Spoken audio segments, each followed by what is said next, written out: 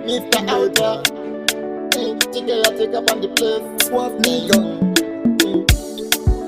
Fatama, Kalandi Mio, Mukoma Sami, Zinguje. Jiwe waindi wononge tamtam, pateni pangu ujidekita kunku. Maira saimimi kamatam, tashika mtini mangu mziri makuntu.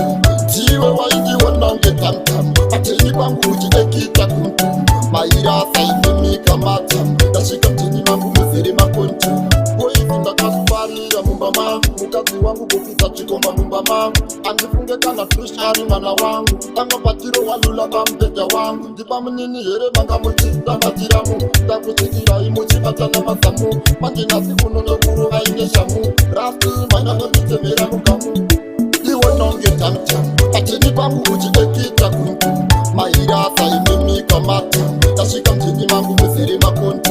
Jiwe waindi wononge tamtam, patini pangu ujidekita kunku. Maira saimimi kamatam, tashika mtini mangu mziri makuntu. Ndikazvifungisisa kuna baba vako tuma yangu vanosisa. Ndikazvifungisisa wana asiri wangu ndino waindichengetisa. Wanditira zvimero handina hurukuro, apa wakashata unotisi musoro. Kumashure kwako hakuna kane chiro, kutaura peya bebi uri mumero. Jiwe waindiwononge tamtam, patini pangu uchidekita kunku. Maira saimimi kamatam, tashika mtini mangu muzere makuntu. Jiwe waindiwononge tamtam, patini pangu uchidekita kunku. Maira saimimi kamatam, tashika mtini mangu muzere makuntu. Boizinda kasuparira mumbama, mukazi wangu kufisa chikoma mumbama. Anjifunge kana tushari mana wangu, tanga patiro walula kamteja wangu. Jipa mnini yere manga mchita matiramu, takusikira imuchi batana masamu. Manjina sikuno nyokuru haine shamu, rasti maina nabite mera mukamu. Iwo nonge tamtam, patini pangu ujidekita kunku. Maira saimimi kamatam, tashika mtini mangu mziri makuntu.